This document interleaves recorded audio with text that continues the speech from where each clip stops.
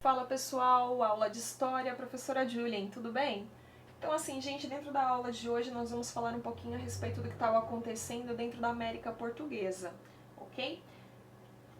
Principalmente se concentrando ali no fato da sua descoberta do ouro e os conflitos que isso gera. Então a descoberta do ouro no território brasileiro ela vai estar acontecendo no final do século XVII, ali no território de Minas Gerais. Os principais responsáveis por essa descoberta são os bandeirantes paulistas, certo? Então, quem que são os bandeirantes, gente? Dentro ali do território brasileiro, nós temos várias pessoas que vão estar explorando esse território. Um grupo são os bandeirantes. Esses grupos, essas bandeiras, eles eram exploradores que eles eram financiados por pessoas particulares. Então algumas pessoas pagavam para os outros irem explorar o território brasileiro, atrás de riquezas, de mineração, de escravos. E as entradas, elas eram expedições, mas eram oficiais. Isso significa o quê? Era o próprio governo que pagava essas pessoas para que elas fossem também procurar cada vez mais riquezas dentro do território brasileiro. Quando foi descoberto o ouro dentro do território brasileiro, nós temos cerca de 600 mil portugueses vindo para o território em busca desse ouro, ok? Então, a região de Minas Gerais, rapidamente, ela cresce devido à descoberta do ouro no seu território.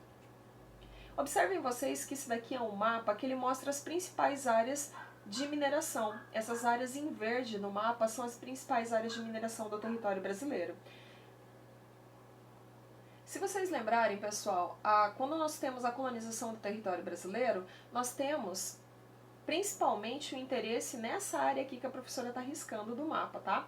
Que é a área do litoral do Brasil. Então as pessoas se concentravam dentro ali do território do litoral. Quando a gente começa a mineração, nós temos o que nós chamamos de interiorização, ou seja, as pessoas começam a vir para dentro do território do Brasil. Então essa parte que antes não era explorada, ela acaba sendo explorada. Nós temos a interiorização da colonização. Se vocês lembram, nós tínhamos um tratado, e esse tratado era o Tratado de Tordesilhas. Este tratado ele é assinado em 1494, anteriormente ali a chegada dos portugueses em território brasileiro, e esse tratado estabelecia uma divisão de território. E essa divisão de território, ela se dava entre Portugal e entre Espanha. Só que essa divisão de território, ela é desrespeitada quando acontece o processo de interiorização ali da colonização. As pessoas começam a vir para o lado que seria território espanhol. Posteriormente a gente vê que essa invasão ali do território, ela dá os domínios que tem atualmente o Brasil, ela dá essa configuração do território brasileiro que nós conhecemos atualmente. Então o tratado ele é desrespeitado e as pessoas começam a invadir. Por que esse tratado é desrespeitado? Porque não tinha uma linha fixa no chão. Essas pessoas não sabiam realmente aonde que era Brasil e onde que não era Brasil. Então elas acabam indo, avançando cada vez mais esse processo de interiorização ali da colonização. Então assim, pessoal, quando acontece essa interiorização, ali nós temos várias pessoas vindo para dentro do território para desbravar esse território, tá? Quando o ouro é descoberto, grande parte desse ouro ele ficava no leito do rio, lá embaixo no rio.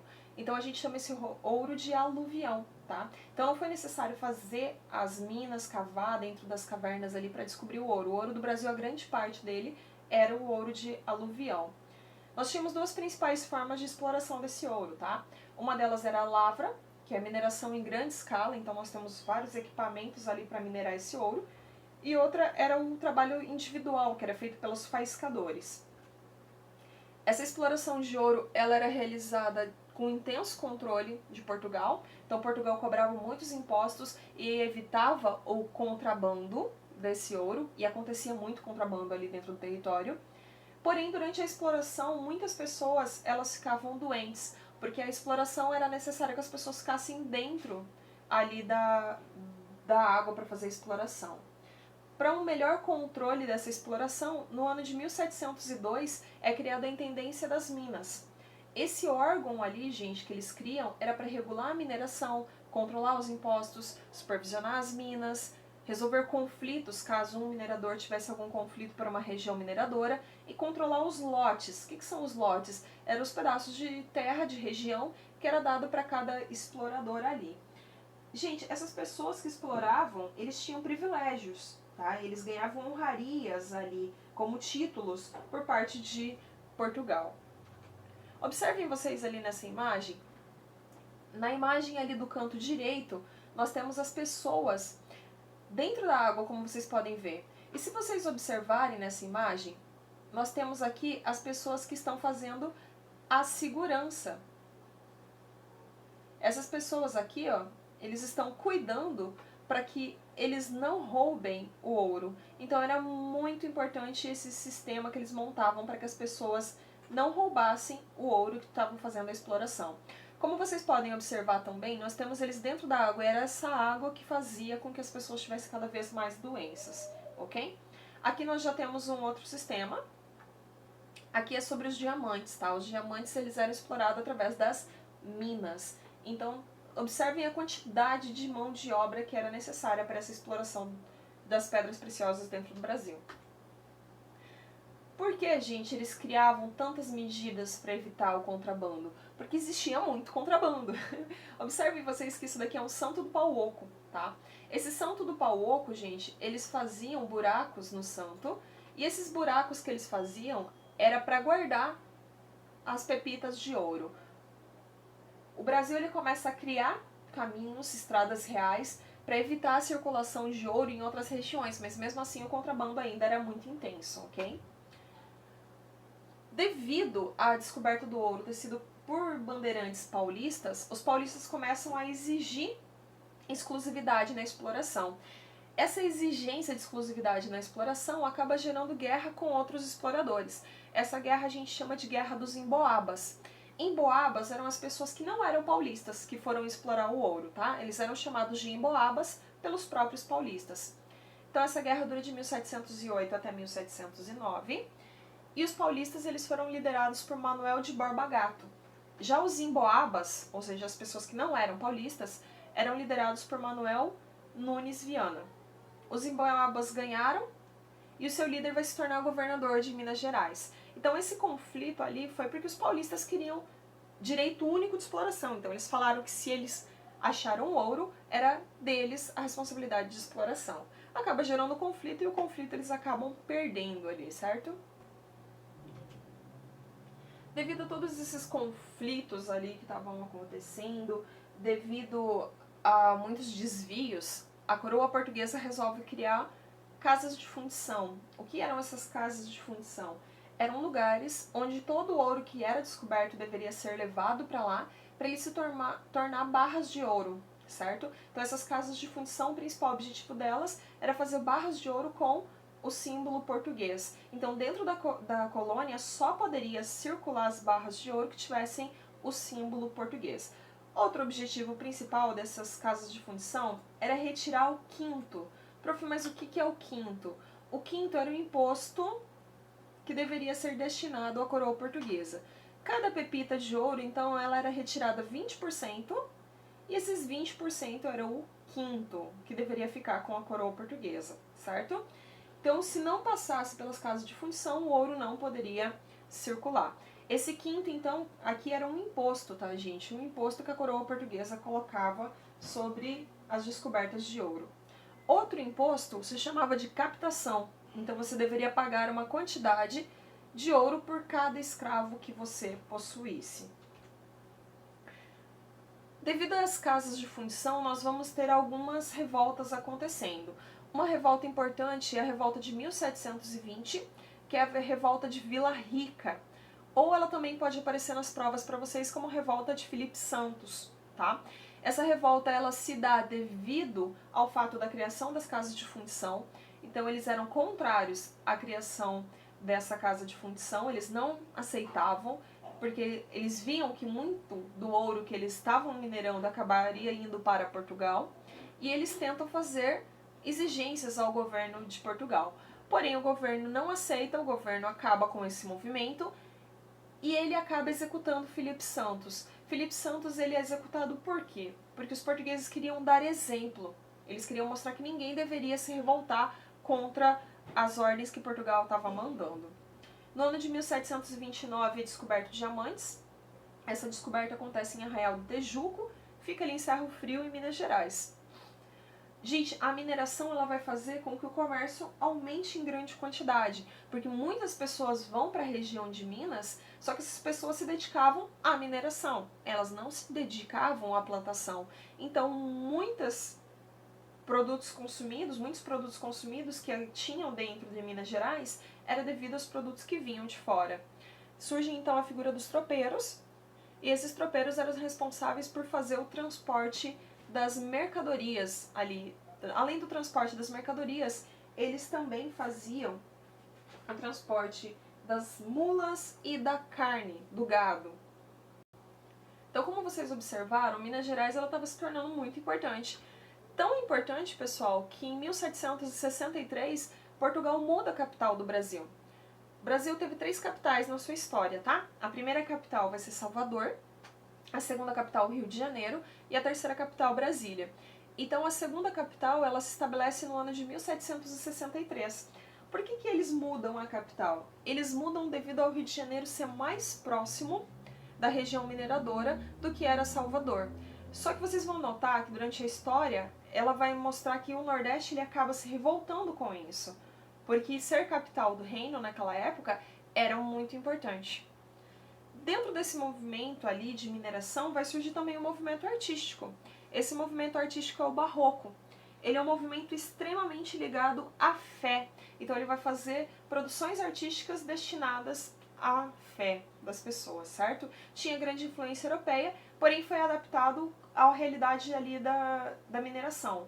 Qual a realidade? Por exemplo, eles utilizavam a pedra-sabão, que era uma pedra abundante dentro daquele território. Porém, tudo que é bom dura pouco, né? E ali por volta do século XVIII, o ouro começa a acabar dentro do território do Brasil.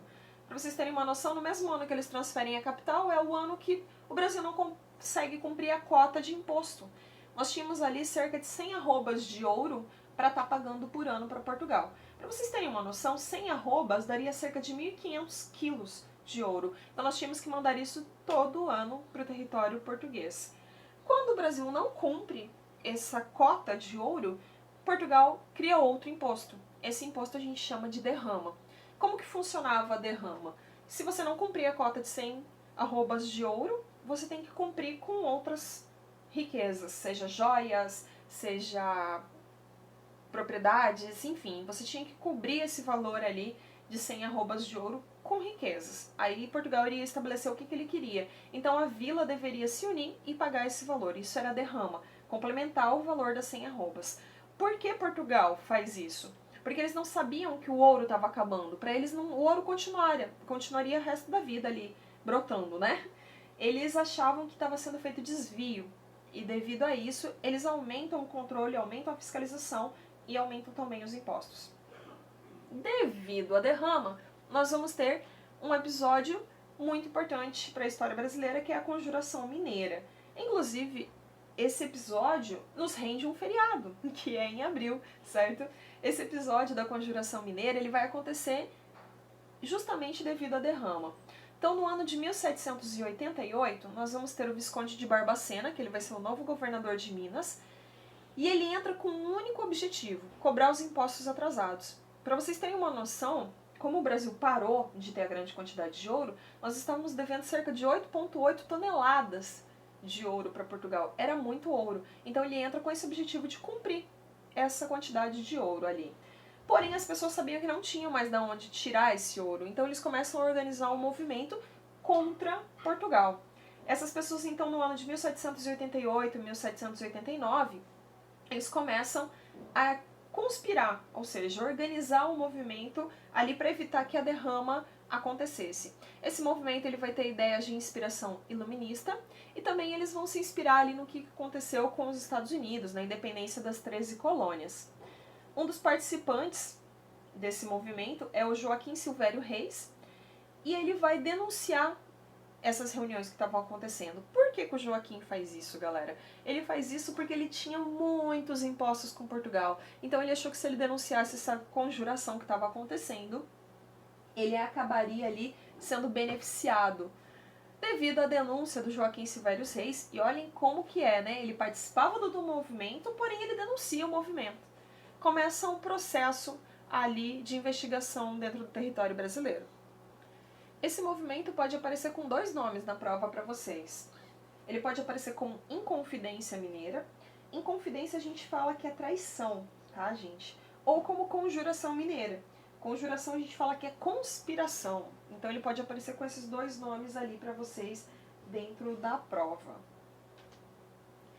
Aí o que acontece, galerinha? Quando ele denuncia esse movimento, eles começam a investigar. E essa investigação resulta que em abril de 1791, 11 pessoas são condenadas à morte, 7 pessoas são condenadas ao degredo na África. O que é degredo? Mandado embora ali para a África, não podia voltar ao Brasil. Porém, dessas 11 pessoas condenadas à morte, somente o Joaquim José da Silva Xavier, como a gente conhece como Tiradentes, ele vai ser executado. Aqui nós temos 2 imagens bem polêmicas, né, dele. O Joaquim, ele sempre vai ser mostrado, gente, com esses cabelos longos, tá? Porque é uma alusão diretamente a Jesus, então eles fazem essa alusão ali a ele, ok? E ali nós temos a execução dele. Ele foi literalmente picadinho, né? Foi feito um picadinho dele. Por que Portugal faz isso, gente? Faz para mostrar o seu poder e também para mostrar o que aconteceria caso as pessoas fossem contra Portugal. Inclusive, se vocês olharem no quadro, nós temos também novamente a figura de Jesus. Por quê, pessoal? A figura do Tiradentes ela é construída pós-proclamação da República, certo? Porque dentro do Brasil, a figura do Tiradentes é vista como um herói, porque ele, lá em 1789, ele já estava pensando numa república. Então ele se torna um símbolo da república quando ela é proclamada, certo? Por que acontece isso? Porque quando nós temos a proclamação da república, nós precisamos construir símbolos para o Brasil. Então um desses símbolos que é construído é o Tiradentes. Ele se torna um herói porque eles falavam que 100 anos antes da república ele já pensava na proclamação da república. Quais eram os ideais dessa conjuração mineira? Vamos entender as suas propostas. Então eles queriam ali a formação de uma república, criação de uma Casa da Moeda, libertação ali dos distritos mineradores, liberação das manufaturas, queriam também criar uma universidade, eleições anuais, substituição do exército português por uma milícia, da qual participariam todos os cidadãos em caso de necessidade. Então, basicamente, eles estavam pensando em já criar uma república, já em se libertar ali do controle de Portugal. Então, observe-se que quando nós temos a nossa proclamação da República, em 1889, ele se torna um símbolo, ele se torna um herói, exatamente pelo fato de antes eles já estarem pensando. Então, a imagem do Tiradentes é construída, ok? E para a gente finalizar a aula, nós vamos falar da Conjuração Baiana, que é um outro movimento que vai estar acontecendo. Só que esse movimento vai estar acontecendo em Salvador. A Conjuração Mineira, em Minas Gerais, e a Baiana ali dentro do território nordestino. Qual fato importante para a gente lembrar? Lembrem que em 1763, a capital do Brasil vai lá para Rio de Janeiro. Devido a isso, muitos impostos que antes não eram cobrados da região nordestina começam a ser cobrados. Por quê, gente? Dentro desse período, aonde fosse a capital, ela tinha isenção, ela tinha melhorias, ela tinha algumas coisas a mais, digamos assim, que os outros locais. Então, Salvador começa a sofrer muito com isso, principalmente devido à crise econômica que afeta aquela região devido à queda do açúcar. A população começa a passar fome, começa a faltar alimentos, o preço dos alimentos começa a subir, e isso começa a gerar uma intensa insatisfação da população. Os grupos mais ricos ali da sociedade, eles começam a se organizar para ver o que eles poderiam fazer. Eles começam a fazer panfletos, divulgar os ideais iluministas, e a população mais pobre estava roubando, a população mais pobre estava invadindo os comércios, porque eles não tinham produtos ali, eles não tinham como comer, então eles estavam revoltados com isso. Então, no dia 12 de agosto de 1798, sob a liderança ali de João de Deus, que é um alfaiate, de Luiz Gonzaga, que era um soldado, eles começam a espalhar vários panfletos ali, chamando a população para se revoltar contra Portugal. Só que esse movimento ali deles chamarem a população, essa agitação que acontece ali nas ruas chama a atenção de Portugal. Portugal então vai pegar e reagir contra esse movimento que estava ocorrendo. Quais eram as reivindicações da população, pessoal? Aumento do salário dos soldados, reformas como liberdade de comércio, república. Eles queriam então o quê? Eles não tinham um ideal muito claro, mas eles queriam ali sair daquele domínio ali de Portugal, certo? Então quando começam essas agitações, Portugal vai prender alguns dos líderes. Então nós vamos ter João de Deus sendo preso, Manuel Faustino dos Santos, Luiz Gonzaga e Romão Pinheiro. Essas pessoas vão ser mortas. Por que a morte, galera? Porque naquela época era importante para Portugal para mostrar o seu domínio sobre a população. A população não poderia se revoltar, certo? Uma principal diferença da conjuração baiana para a conjuração mineira é que a conjuração baiana ela envolve as camadas mais pobres da sociedade, tá? Ela consegue fazer com que essas camadas populares sejam envolvidas no processo ali. Já a conjuração mineira, não. A conjuração mineira, ela basicamente é um movimento das pessoas mais ricas devido à quantidade de impostos sendo cobrados ali por Portugal. Certo, pessoal? Abraços, até a próxima!